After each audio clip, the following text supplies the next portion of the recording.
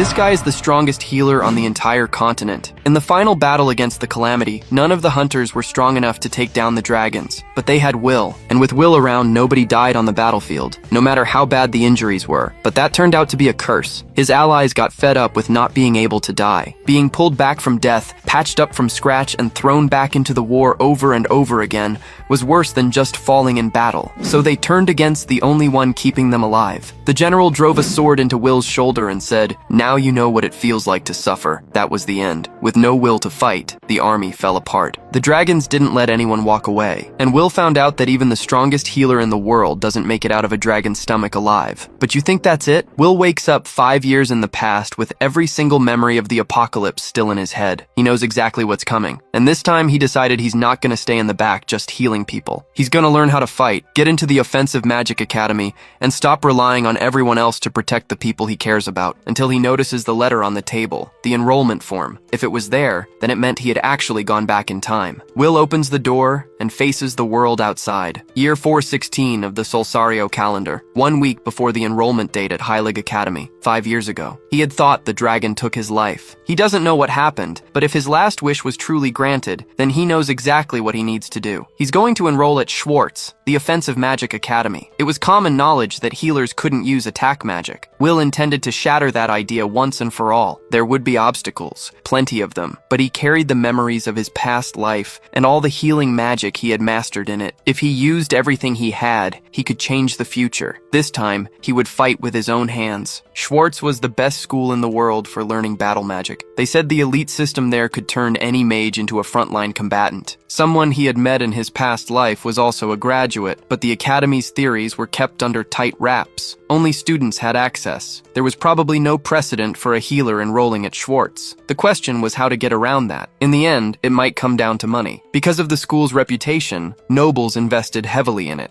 If only he had managed to bring his fortune from his past life. But no. Either way, the reward he received as a healer was generous. The problem was time. Even if he started working now, he wouldn't earn enough before the enrollment date. A voice calls his name. Will recognizes it immediately. His sister. He had gone back to the past, and she was still alive. She asks if his stomach was hurting. Will shakes his head, saying some dust got in his eye. She laughs and wishes him a good day. Will thinks that, in this life, he can prevent the tragedy that happens to her later. His healing magic would be enough. He can save the people he couldn't save before. He says he found something out. His sister wants to know what's going on. The Magic Academy Alliance was an organization that brought together all the academies in the kingdom and made decisions about magical education. At that time, the president of the alliance also served as the director of Schwartz Academy, but there was a period when he practically vanished from the meetings. At the director's estate that same day, he was standing beside a bed. His granddaughter lay unconscious, drenched in cold sweat. He rests his hand on her face and calls her name, Marie. He says today's healer wasn't good enough either, but that he will find someone capable of curing her. He asks her to hold on a little longer. That was why the president kept disappearing. He was completely consumed with caring for his sick granddaughter. In the previous timeline, the healing magic of the era hadn't been able to save her, and she had died. Then someone comes in through the window and asks if the director would be willing to let him take care of that job. The director recognizes the boy right away. It was Will, the scholarship student from Heilig, whose talent in healing magic was well known within the Alliance, though he hadn't expected him to be the type who climbs in through windows. Will scratches his head and laughs. He thinks his past self would never have done something like that, but losing a life might have made him bolder. Either way, there's no time to waste. Not for him, not for the girl, and he can heal her. The director asks what his intentions are. Will says they can talk about that later,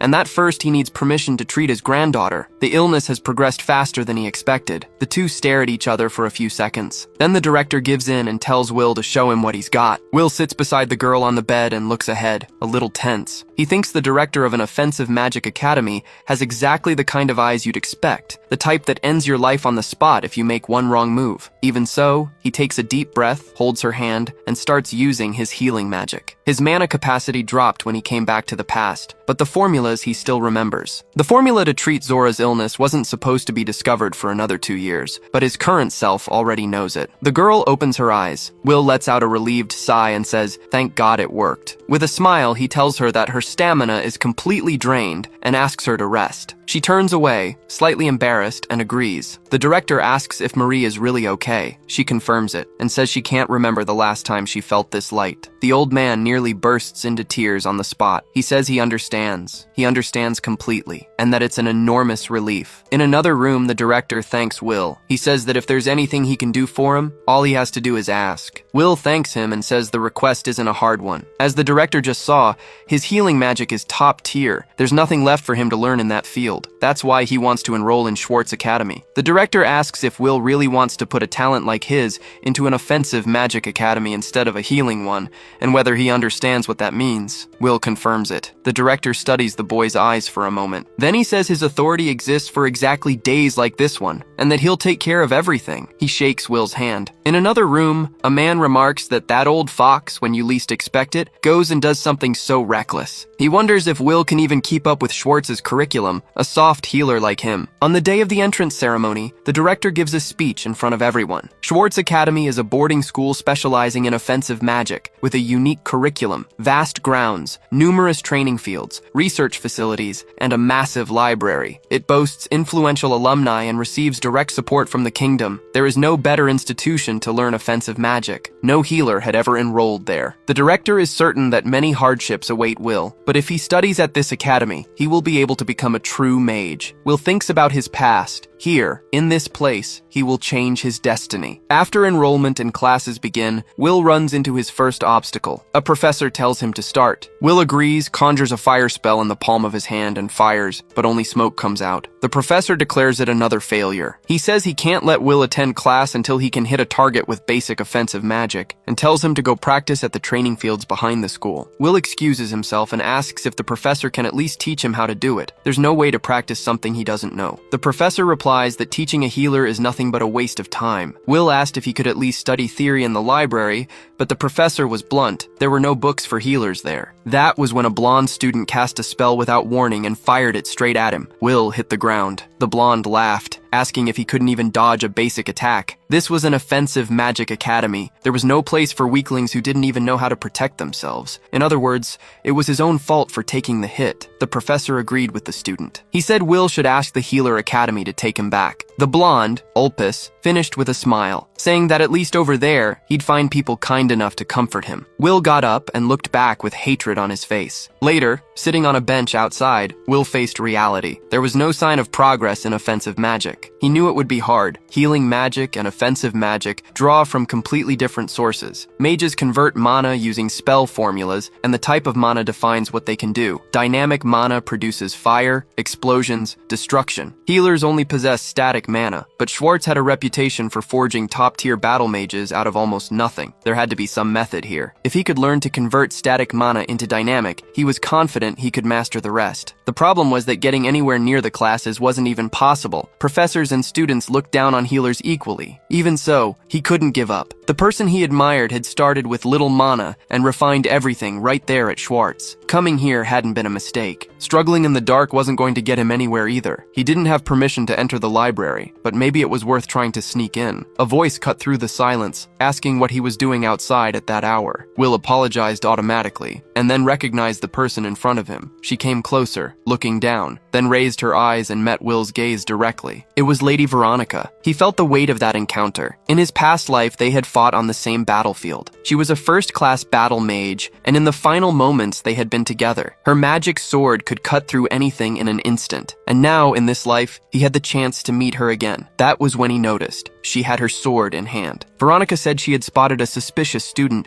and it was only natural to be on guard. She wanted to know what he was up to, whether he was plotting something or just eager to learn. Will assessed the situation in a split second. Veronica was on a completely different level from Ulpus. If she attacked, he was done. He answered that it was just eagerness. She put the sword away. Said that was fine then. Will confirmed her name, and Veronica agreed, but wanted to know if that was how he addressed a professor. Will was surprised. In his past life, the age gap between them hadn't been that wide. Veronica explained that she had skipped grades and become a professor shortly after, starting that very year. Given her talent, it made complete sense. And that was when Will saw the opportunity. He asked if he could attend her classes and how he would go about signing up. Veronica replied that she didn't have her own class yet. She had skipped grades and barely attended regular classes herself. That year, she was only a teaching assistant, assigned to answer students' questions. The idea was that, being close in age, students would feel more comfortable around her. For some reason, though, no one ever asked her anything. Perfect. Will got straight to the point. If a healer wanted to learn offensive magic, what did she think he should do? Veronica said she had noticed something strange in his mana flow, so it was him, the newcomer everyone had been talking about. A healer learning offensive magic was a rare thing, but if there was any method for handling dynamic mana, she could certainly teach it to him. Will was surprised, but Veronica continued without hesitation. Even so, it would be impossible for him to use offensive magic. He had far too much static mana. Even if he managed to forge dynamic mana,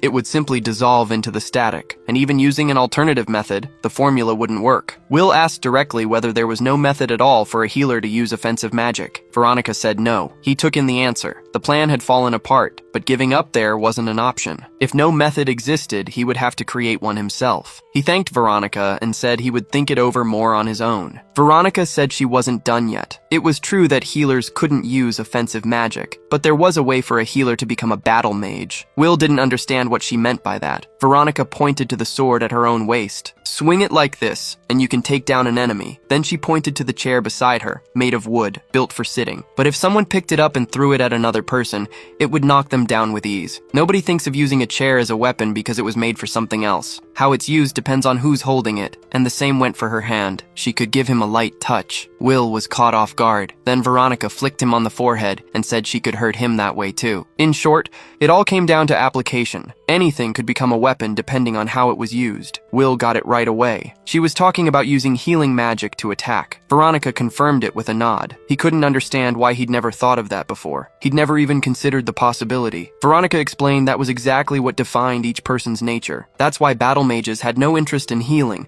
and healers had no interest in combat. But he was probably different. The simple fact that he'd enrolled in an offensive magic academy already made him an anomaly. And in reality, his mana wasn't that of a pure healer. Will thought that maybe he hadn't noticed because of the regression. Veronica told him to be aware of that, to embrace the aggressive fury inside him. If he did, his healing magic would surely be capable of crushing enemies. The next day, on the training grounds, Will was still thinking about what Veronica had said. Her analogy had been strange, but it was a real eye-opener. He wondered why she hadn't shown any resistance to the idea of a healer using offensive magic, and it was odd that she already had a theory ready for it. The instructor cut through his thoughts. Since the class had an odd number of students, Will would also be taking part in that day's sparring matches. The fact that he couldn't use offensive magic was his problem. Even if he took a one-sided beating, he'd reap what he sowed. And the matchups had already been decided. Will would face Ulpis. It was an obvious setup. Ulpis Omen came from a well-known noble family and was always surrounded by lackeys. But from what Will had observed in class, Ulpis wasn't just a name. He was a genuine battle mage. Ulpis shouted that healing magic didn't work against humiliation,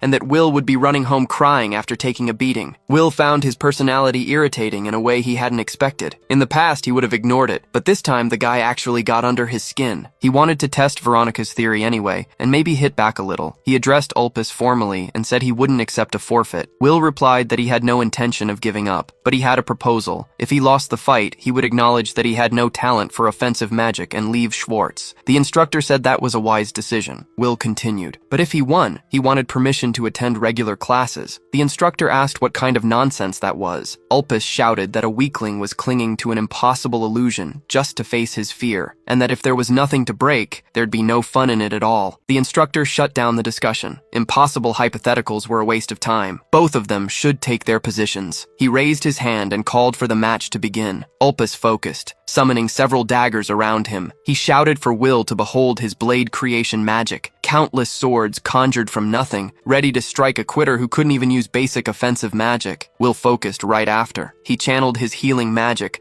opened his eyes with full concentration, and started dodging the blades from side to side. Ulpis was surprised. Will reflected as he moved. The true essence of his healing magic was the manipulation of life, controlling vital activity and maximizing the body's natural healing power. But healing wasn't the only thing he could control. If he converted that into an offensive form, Ulpis shouted at him to stop acting like he was something special just because he got lucky. Will activated physical reinforcement. He grabbed one of the blades mid-air and, in a single motion, knocked all the others aside. They froze suspended for a moment before dropping to the floor with a dry clatter. That's exactly what I needed. He positioned the dagger in front of him and said he was borrowing it. He was ready to fight. The crowd had no idea what had just happened. Someone asked if that was offensive magic. Will thought no, it was healing magic used offensively. Apparently no one else could tell the difference. Ulpus wasn't having it. He shouted that Will had to be kidding, that he could summon way more blades than that. A battle mage couldn't lose to a healer. Will pressed forward, deflecting every blade that came at him. Ulpus grew even more frustrated. "It's not about quantity," he declared. He was going to make the swords bigger. He wanted to see what Will thought of that. Will blocked with the dagger. Ulpus shouted in disbelief and pushed harder. He added spin to the blades and threw everything he had. Will figured he'd have to push the physical reinforcement up a little. He blocked the strike. Ulpus shouted that it was impossible. "I'll heal myself properly after." Will looked at him. "Forgive me." He moved the dagger. A wall of sand rose between them. Both stepped back, caught off guard. The teacher had stepped in. The sand was his. He said there were still other matches to get through and told them both to stand down. Will looked coldly at Ulpus on the ground and asked if he could join the regular classes from next time. Ulpus gritted his teeth and told him to do whatever he wanted. Will thanked him. As he walked away, he thought about what he had just felt. That was his form of offensive magic, and it had worked better than he expected, since he had beaten a talented battle mage his own age. All thanks to Professor Veronica. There was a path for a healer to become a battle mage. He could become a battle mage. He looked up at the academy's flag. Ulpus muttered to the teacher that what happened was an accident during class and could become a problem. He said he really didn't want to have to report every detail to his father, and that the teacher should understand what that meant. The teacher agreed. They couldn't have a healer acting arrogant around there. In the classroom, Will thought that he could finally attend classes. He was going to learn everything there was to know about offensive magic. The teacher walked in, glanced briefly at Will, and turned back to face the class. He announced that the lesson would be about magical tool creation. They were going to assemble ice bombs. He would hand out the materials and they should follow the instructions while infusing mana. Will recognized the format. At the Healer Academy there was a similar class,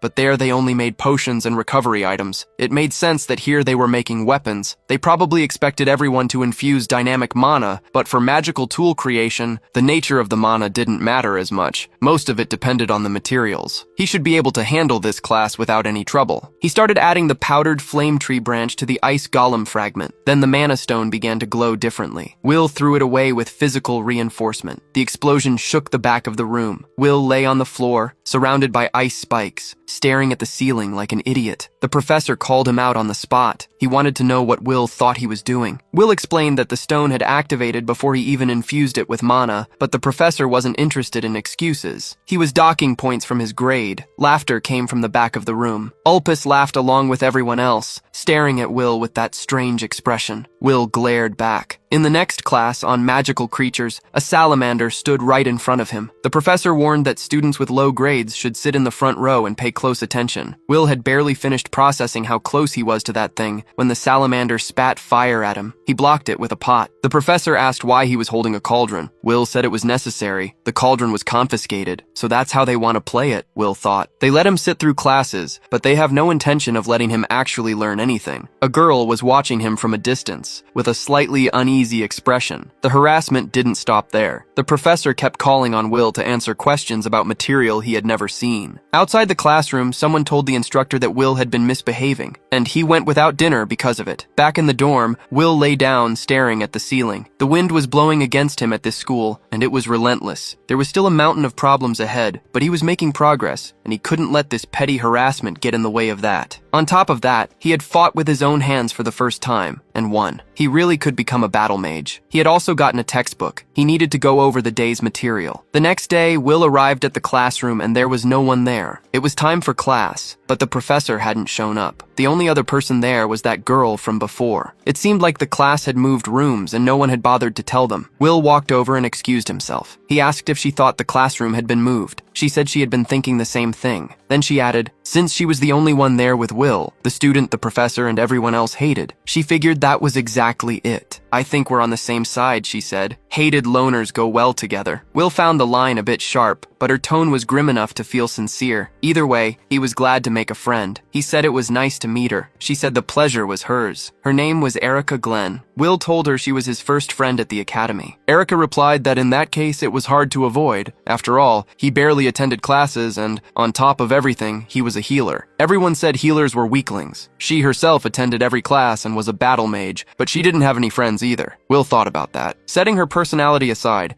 the discrimination against healers ran deep. In his past life, he had been recognized too quickly to ever face that kind of thing. But at an academy that specialized in offensive magic, the prejudice was strong, and studying there meant having to fight against it too. Erica sighed and asked why he had come to Schwartz. Will said that being born a healer was no reason to stay out of the fight. Erica looked surprised. He said he had his reasons and asked why she had come. Erica explained that she came from a small noble family in the countryside. No boys had been born, and her parents were worried about the family line dying out. They figured that if she could make a name for herself as a mage, she might be able to take on the role of family head. Will